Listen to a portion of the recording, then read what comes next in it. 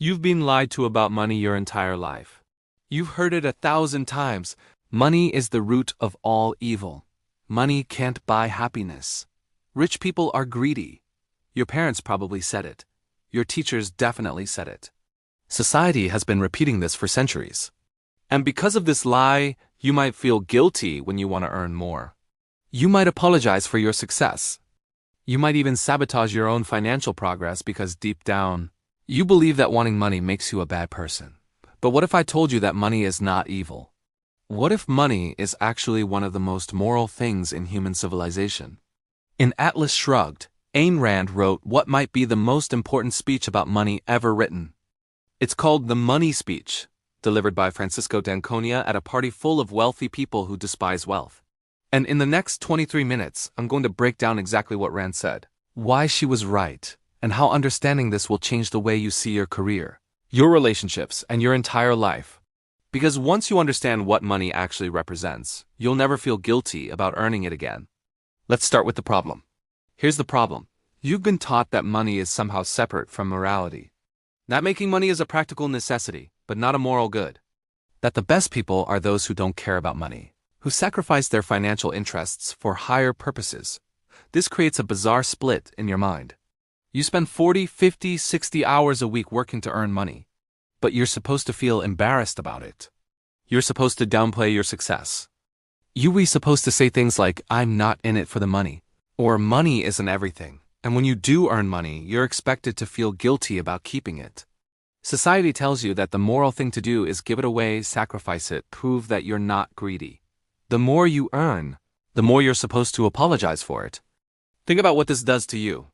If you believe that money is immoral, then every hour you spend earning it is an hour spent doing something wrong. Your career becomes a necessary evil. Your success becomes something to hide. Your ambition becomes something to feel ashamed of. And here's where it gets really destructive. You start making terrible decisions. You stay in jobs that don't pay you what you're worth because asking for more feels greedy. You lend money to family members who never pay you back because saying no feels selfish. You sacrifice your financial future for people who guilt-trip you because standing up for yourself feels wrong. The confusion about money isn't just an abstract philosophical problem.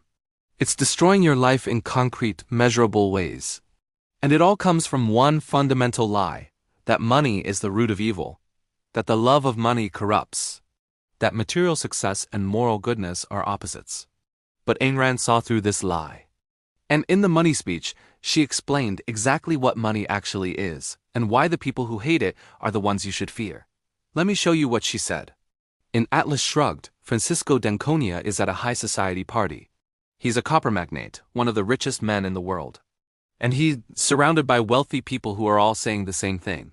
Money is the root of all evil. So Francisco stands up and delivers what Ayn Rand called the Money Speech. And the first thing he does is correct them. He says, so you think that money is the root of all evil? Have you ever asked what is the root of money? Because here's what most people miss. Money doesn't just appear. It's not random. It's not luck. Money is created. And it's created by one thing only: production. Money is a tool of exchange. It represents the products and services that people create. When you earn $1, that dollar represents value you produced. It represents a product you made, a service you provided, a problem you solved. Money is the material shape of the principle that people who want to deal with one another must deal by trade, giving value for value. Think about that. Every dollar in your bank account is proof that you created something valuable enough that someone else was willing to pay you for it. Money is not a claim on the work of others. It's evidence of your own work. And this is why Rand says that money is made possible only by the men who produce, not by the men who beg, demand, or take. A farmer grows wheat. A baker turns it into bread. You pay him for that bread. The money you hand him is a symbol that says, I created value elsewhere, and I'm trading my value for yours. Money allows you to trade your work with people you'll never meet, in places you'll never go, for products that don't even exist yet. It's one of humanity's greatest inventions because it makes voluntary exchange possible on a massive scale. But here's the part that society gets backwards. Money is not the product of greed or exploitation. It's the product of ability and effort. You can't force someone to pay you.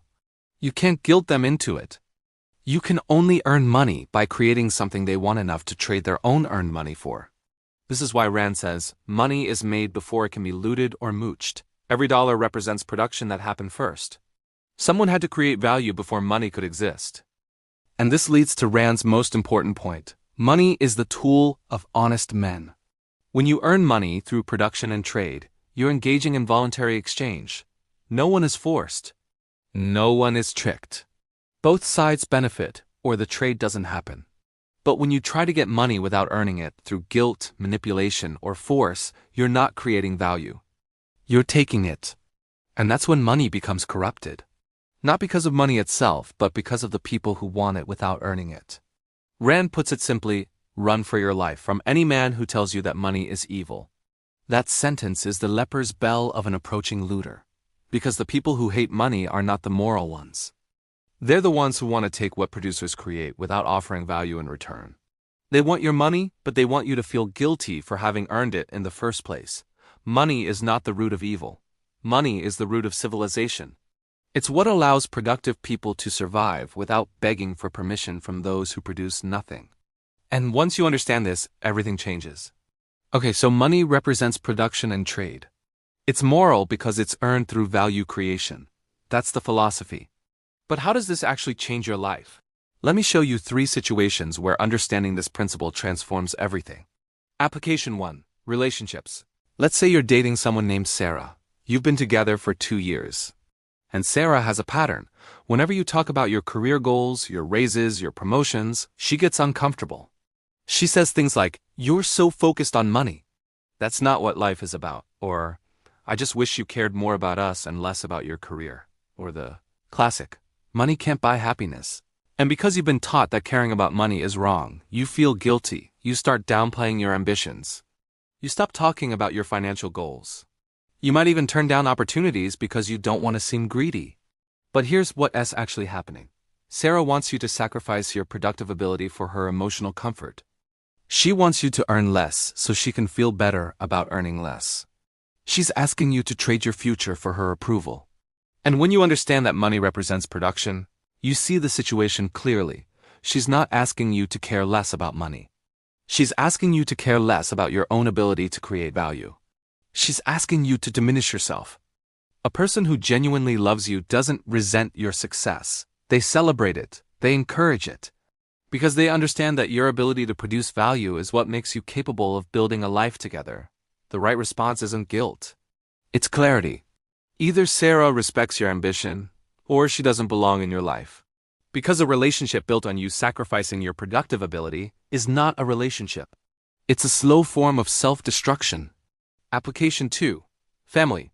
Now let's talk about family. Your brother Michael calls you. He needs money. Again, this is the 4th time this year. He lost another job, made another bad decision, got into another financial mess. And he knows exactly what to say. Family helps family. We're supposed to be there for each other. What's more important, money or blood? So you send him the money. Because saying no feels selfish. Because family is supposed to matter more than money, right? Wrong. Here's what's actually happening. Michael is treating your money as if it appeared by magic. As if you didn't work 60 hours last week to earn it. As if your bank account is just a resource he can tap into whenever he makes bad decisions. But your money represents your production. Every dollar is hours of your life, converted into value, traded for compensation. When Michael demands that money without offering value in return, he's not asking for help. He's asking you to subsidize his refusal to produce. And when you give it to him, you're not being generous. You're teaching him that he doesn't need to create value because he can just take yours. You're enabling his failure while sacrificing your own success. The moral position is not to hand over your money because family comes first. The moral position is to say, I worked hard for this money because I produce value. If you need money, produce value. I'll support your efforts, but I won't subsidize your refusal to try. That's not selfish. That's honest. And honesty is what real family relationships are built on, not guilt and obligation. Application 3. Work. You've been at your company for 5 years. You're underpaid. You know it, and your boss knows it. You do the work of 2 people. You've trained 3 new hires who now make almost as much as you. And you've been thinking about asking for a raise. But every time you rehearse the conversation, you feel uncomfortable, like you're being greedy, like you should just be grateful to have a job. So you don't ask. You stay quiet. You keep working for less than you're worth. And you tell yourself it's not about the money. But it is about the money. Because the money represents your value. Your boss is paying you less than your work is worth, which means he's getting your production at a discount. He's benefiting from your guilt about asking for what you've earned. And here's the thing. Your boss doesn't respect you for accepting less. He just knows he can exploit your discomfort with valuing yourself. When you understand that money represents production, asking for a raise is not greedy. It's rational. You're not asking for charity. You're asking to be paid what your work is worth. You're asking for a trade that's actually equal.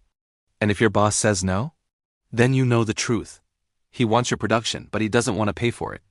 Which means it's time to find an employer who will. Money is not about greed, it's about value. And understanding that changes everything about how you handle relationships, family, and work. Now let's address the objections. Now, if you've been paying attention, you probably have two major objections. Let me address them both. Objection 1. But what about people who can't work? The first objection goes like this. Okay, fine. Money represents production. But what about children? What about the elderly? What about people who are disabled and can't produce? Are you saying we should just let them starve? This is the objection that makes people uncomfortable with Rand's philosophy, because it sounds cruel, right? But here's what this objection misses. Rand is not talking about charity. She's talking about the moral foundation of money itself. And these are two completely different things. When you earn money through production, you have the right to decide what to do with it. You can invest it, you can save it, you can spend it. And yes, you can give it away to people you care about who need help. But here's the key. When you choose to help someone, that's a voluntary choice based on your own values. Maybe you love your grandmother, so you support her. Maybe you value your friend's potential, so you help him through a rough patch. That's not sacrifice. That's investing in something you care about. What Rand opposes is the idea that you owe your money to people simply because they need it. That your production belongs to anyone who demands it. That you morally obligated to sacrifice your earned wealth to strangers who have no claim on your life. Because once you accept that principle, you're accepting that your life doesn't belong to you. That you exist to serve the needs of others. That your ability to produce makes you a slave to those who don't. Rand's point is simple. You have the right to support people you choose to support. But you are not morally required to sacrifice your life for people who demand your production as if they own you. That's not cruelty. That's the difference between generosity and servitude. Objection 2. But some people get rich through dishonesty. The second objection is, sure, money can represent production. But what about people who get rich through fraud? Through exploitation? Through cheating the system? Doesn't that prove money can be evil? And the answer is, yes, some people do get money dishonestly. But that's exactly Rand's point. Remember what she said. Money is made before it can be looted or mooched. The con artist who defrauds you, the businessman who lobbies the government for special favors, the heir who lives off his grandfather's fortune without producing anything himself. None of these people made money. They took it. And this is why Rand says that money is the tool of honest men. When you earn money through voluntary trade, you're creating value. But when you get money through force, fraud, or political pull, you're not creating anything. You're just taking what others produced. The problem isn't money. The problem is the people who want money without earning it. And the way you identify them is simple. They are the ones who tell you that money is evil. Because if they can convince you that earning money is immoral, then you'll feel guilty about keeping what you earned. And once you feel guilty, they can take it from you. Through taxes, through regulations, through guilt, through moral pressure. The people who hate money are not the moral ones. They're the ones who want you to produce so they can consume. They want you to feel ashamed of your success so you'll hand it over without a fight. And once you see this pattern, you can't unsee it. Every time someone tells you that caring about money is wrong, ask yourself, what are they trying to take from you? Now let me show you what changes when you stop apologizing for earning money. Let me show you what happens when you stop apologizing for money. Meet James. 3 years ago, James was stuck. He made $65,000 a year as a software developer. He was good at his job, but he never asked for raises. He lent money to his sister constantly. He stayed late at work without extra pay because he didn't want to seem difficult. He felt guilty every time he bought something nice for himself. Why? Because he believed that caring about money was selfish. That being a good person meant putting everyone else's needs before his financial success. Then James read Atlas Shrugged, and specifically the money speech, and something clicked. He realized that every dollar he earned represented value he created. That his skills, his time, his effort were not things he owed to other people. That earning money wasn't greedy, it was the proof that he was producing something valuable. So he made changes. First, he asked for a raise, not apologetically, not with guilt. He walked into his boss's office and said, "I've been here 3 years. I've increased team productivity by 30%. I've trained 4 junior developers. I want a 20% raise, or I'm going to start interviewing elsewhere." His boss gave him 15%. 6 months later, James left anyway and got a job paying $95,000 because he understood that his production had value, and if his employer wouldn't pay for it, someone else would. Second, he stopped lending money to his sister. When she called asking for money again, he said, "I worked hard for this money. If you need money, I'll help you find a job or learn a skill. But I'm not going to subsidize bad decisions anymore." She was angry. She called him selfish. She said he'd changed. And James said, "You're right. I have changed. I used to think that being a good brother meant sacrificing my financial future for yours. Now I know better." Their relationship got worse for about 6 months. Then his sister got a job, started paying her own bills, stopped making excuses. And eventually she thanked him, because she realized he respected her enough to expect her to be capable. Third, James stopped feeling guilty about success. When he bought a new car, he didn't apologize for it. When he invested in his retirement, he didn't feel selfish. When he said no to requests for his time and money, he didn't explain himself. Because he understood that his money represented his life. Every dollar was ours he'd never get back, converted into value. And he had the right to decide how that value was used. Today, James makes $140,000 a year. He has 6 months of expenses saved. He's planning to start his own consulting business. And most importantly, he doesn't feel guilty about any of it. That's what changes when you understand that money is moral. You stop apologizing for your success. You stop sacrificing your future for people who guilt trip you. You stop accepting less than you're worth. You start living like your production matters, because it does. And here's what's interesting.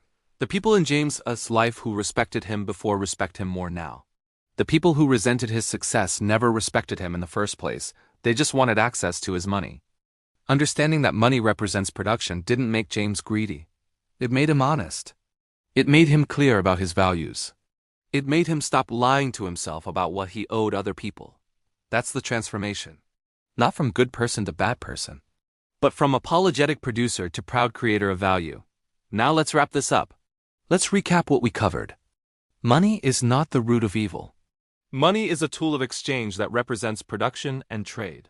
Every dollar you earn is proof that you created value someone else wanted. Money is made possible by people who produce, not by people who beg or take. The people who tell you that money is evil are the ones who want your money without earning it. They want you to feel guilty for your success so you'll hand over what you've earned. They want you to sacrifice your productive ability to their needs. But you don't owe your life to anyone. You have the right to earn money, keep it, and use it according to your own values. That's not greed. That's self-respect. And when you stop apologizing for earning money, everything changes. You make better decisions. You set better boundaries. You build a better life. So here's my challenge to you. This week, identify one area where you've been sacrificing your financial interests because of guilt. Maybe it's not asking for a raise. Maybe it's lending money to someone who never pays you back. Maybe it's staying quiet when someone criticizes your success. Whatever it is, stop. Stop apologizing. Stop sacrificing. Start treating your money like what it is, the material form of your productive ability, which you earned and which you have every right to value. And if this video resonated with you, hit that like button. Drop a comment and tell me, what's one way you've been taught to feel guilty about money? I want to hear your story. And if you want to see more analysis of life through the Rand lens, subscribe to this channel. Because I break down relationships, work, family, and success through Ayn Rand's philosophy every single week. Next video, we're going to talk about why Ayn Rand said that self-sacrifice is not a virtue, it's a vice. Because once you understand why money is moral, the next step is understanding why living for yourself is the only rational way to live. Thanks for watching. I'll see you in the next one.